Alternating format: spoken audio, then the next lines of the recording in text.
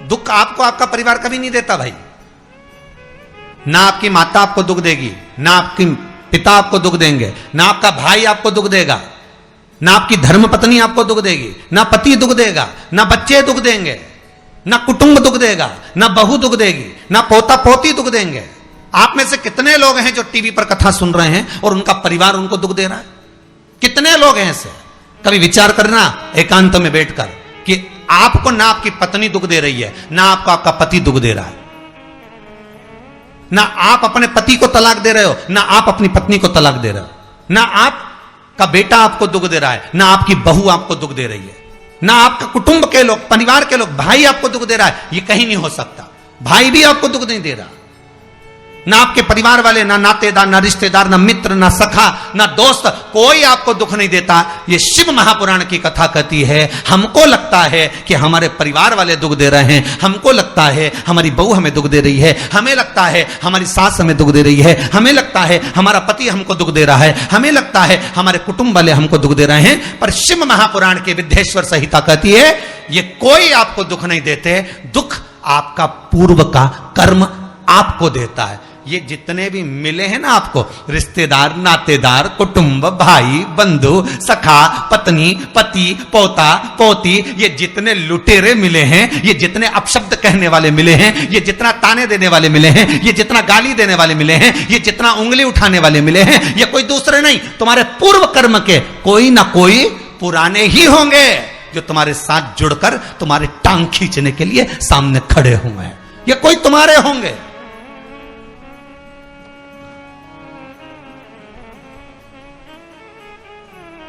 तो ये सब दिमाग से निकाल दीजिए आप, आपके ये चित्तवृत्ति बुद्धि से ये बात सब निकाल दो। जितने लोग कथा सुन रहे हैं ना, अपनी बुद्धि से निकाल देना कि मेरी बहू मुझे गाली दे रही है। हाँ, तूने किसी गाय को रोटी नहीं दी और दी भी होगी, दूसरी बार गाय आ गई होगी तो डंडा मार के भगा दिया, वही बहू आई है, वाणी के डंडे कुदा रही है।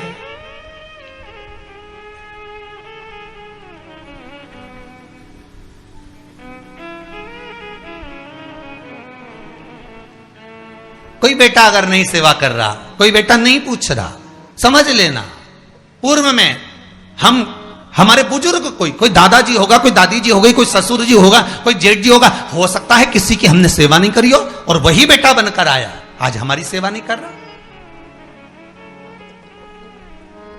मत बुरे कर्म कर बंदे वरना पछताएगा, भगवान की आंखों से तो बच नहीं पाएगा, तू बच नहीं पाएगा। अरे ओ अज्ञानी मत करना दानी, बचना नहीं है। बहुत ये हमें लगता है गुरुजी मेरी बहू बहुत परेशान करे, गुरुजी मेरी सास बहुत परेशान करे, मेरा भाई मेरी प्रॉपर्टी खा गया, मेरा भाई ये लेकर चले गया, मेरे ससुराल वाले ऐसे, मेरे रिश्तेदार ऐसे, मेरे कुटुंबी ऐसे, मेरे कबीले वाले ऐसे, मेरे ये ऐसे। तो हमको लगता है कि ये अपने ऐसे।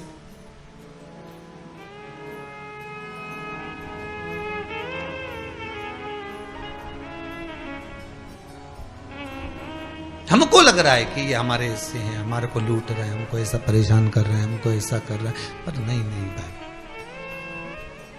शिव महापुराण की कथा कहती है कोई हमको कष्ट नहीं देता। एक बार पहले भी कथा में कहा, आज फिर कह रहे हैं आपको महाराज, फिर कह रहे हैं, आज फिर कह रहे हैं।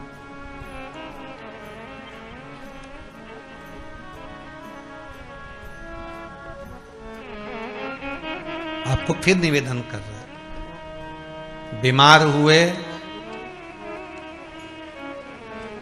देवास में, बीमार हुए भोपाल में, बीमार हुए सीहोर में, बीमार हुए कहीं, डॉक्टर को दिखाने जा रहे हैं इंदौर, डॉक्टर को दिखाने जा रहे हैं भोपाल, डॉक्टर को दिखाने जा रहे हैं देवास, मुंबई, पुणे, जहां तहां हम डॉक्टर को दिखाने के लिए जा रहे हैं। वहां हॉस्पिटल में हमने सुई लगवाई, इंजेक्शन लगवाया, वहीं से कहीं कुछ चीरा फाड़ी कर दी, ऑपरेशन कर दिया। जरा विचार करना कभी एकांत में बैठ कर कि रहते यहाँ थे, दवाई लेने पहुंचे वहां, इंजेक्शन वहां लगवाया, बताओ ऑपरेशन वहां करवाया, तो इतने सारे हॉस्पिटल, कहीं ना किसी ने कहा सूरत भी जा सकते हो, किसी ने कहा अहमदाबाद चले जाओ, किसी ने कहा वहां चले जाओ, कोई कहा पुणे चले जाओ, कोई कहा मुंबई चले जाओ, कोई कहा इंदौर चले जाओ, कोई कहा भोपाल चले जाओ, पर रहने वाला कहां का और जाकर ऑपरेशन करवा रहा है कहां पर? विचार करिएगा। रहने वाला कहां का और इंजेक्शन लगवा रहा है कहां जाकर? जरा विचार करिएगा।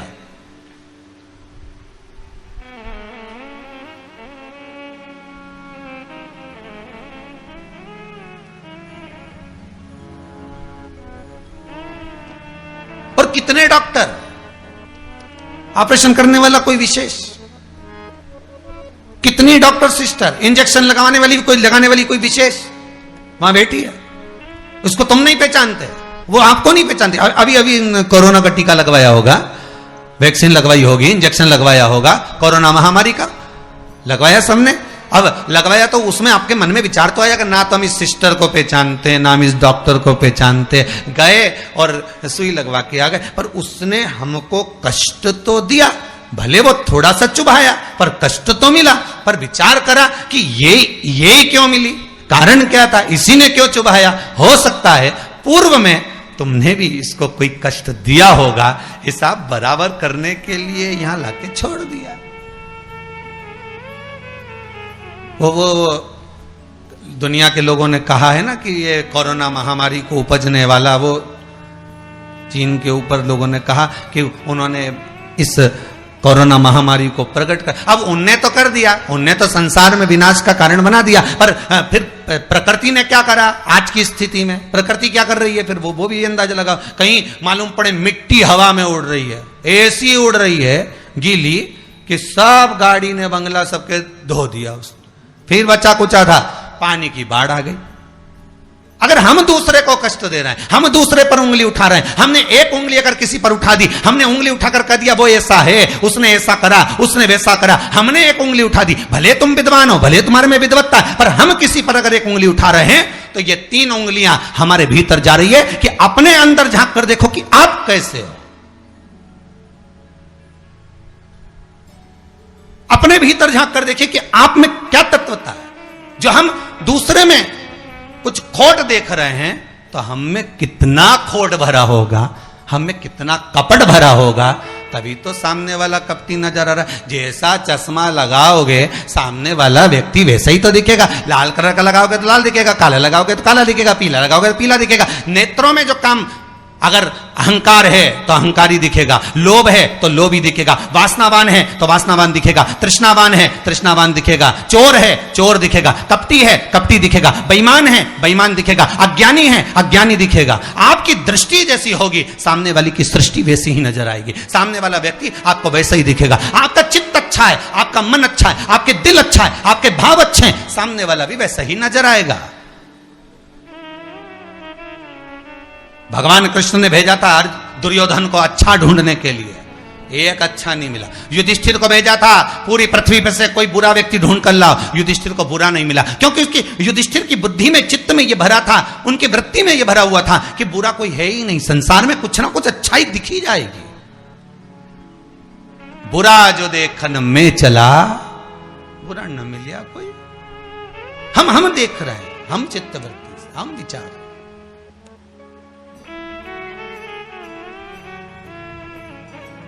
कौन ना बहू बुरी है, फिर निवेदन करूंगा, ना सास बुरी है, ना बेटा बुरा, ना बहू बुरी, ना ही ये पूरा संसार बुरा, सब अच्छे हैं। फिर बुरा क्या?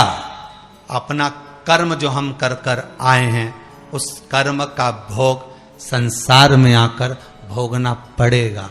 एक रोटी भी हमको खाने को मिल रही है तो हमारे पूर्व के किए हुए कर्म के अनुसार मिल रही है। दुख भी अगर हमको मिल रहा है तो हमारे पूर्व के कर्म के अनुसार मिल रहा है। सुख भी मिल रहा है तो हमारे पूर्व के कर्म के अनुसार मिल रहा है। हम जैसा कर्म करें उसके अनुसार हमें फल मिल रहा है।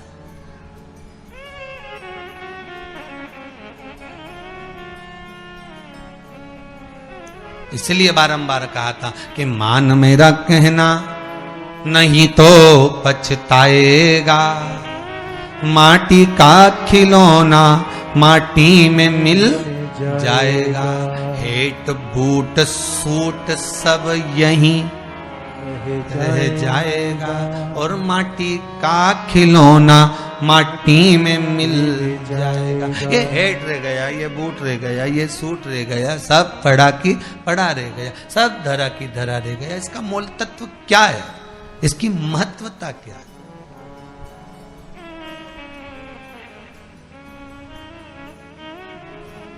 इसकी मूलता कुछ नहीं, इसकी मुख्यता कुछ नहीं, इसकी महत्वता कुछ नहीं।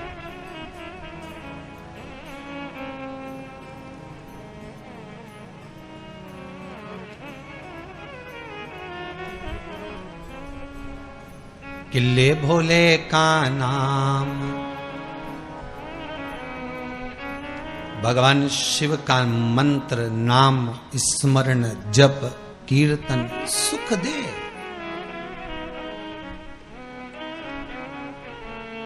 और वो सुख कोई साधारण नहीं हो सकता। वो सुख का आनंद, वो सुख का भाव बढ़ता चले जाता है, आनंद बढ़ता चले जाता है।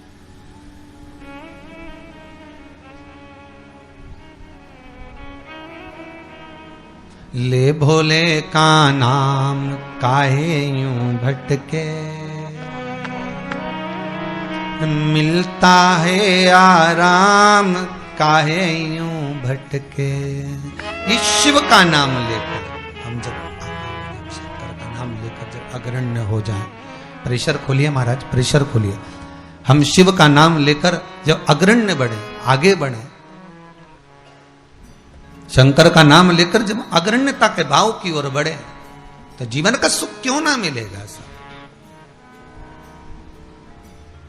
वो जीवन का आनंद क्यों ना मिलेगा?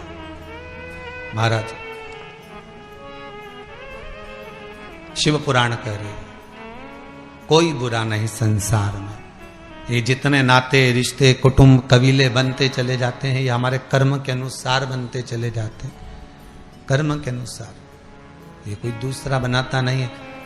जैसा पूर्व में कर कर आए हो, वैसा आपके सामने आपका व्यवहार सामने वाले का प्राप्त होगा, वैसा व्यवहार प्राप्त होगा।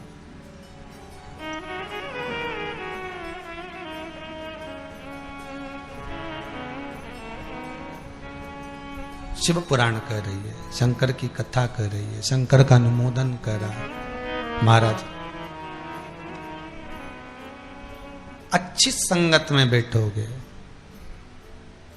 अच्छी संगत में अगर विराजमान होगे तो सुख अपने आप मिलेगा। माता के गर्भ से अगर आपका जन्म हुआ है तो कुछ अच्छा करने के लिए ही हुआ है।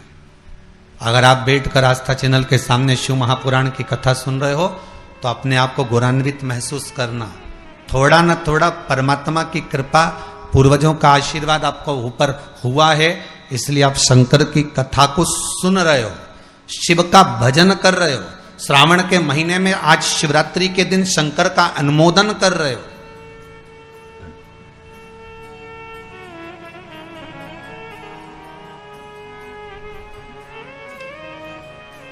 घर में 4 बहुएं होती हैं, 5 बहू होती है, 6 बहू होती है। सास 6 बहू को बोलती है कि जाओ पानी लेकर आओ, अरे बोलो जम के जरा, नहीं बोलती ना। सास किसी एक का नाम लेगी, ए बेटा, ए लाली, एक बहू का नाम लेगी और उसको पुकारेगी और पुकार कर कहेगी जरा मेरे लिए 1 गिलास पानी ला दे बेटा। बहू जाएगी, पानी ला कर देगी। अब सास ने वो 3 को क्यों नहीं बुलाया रे?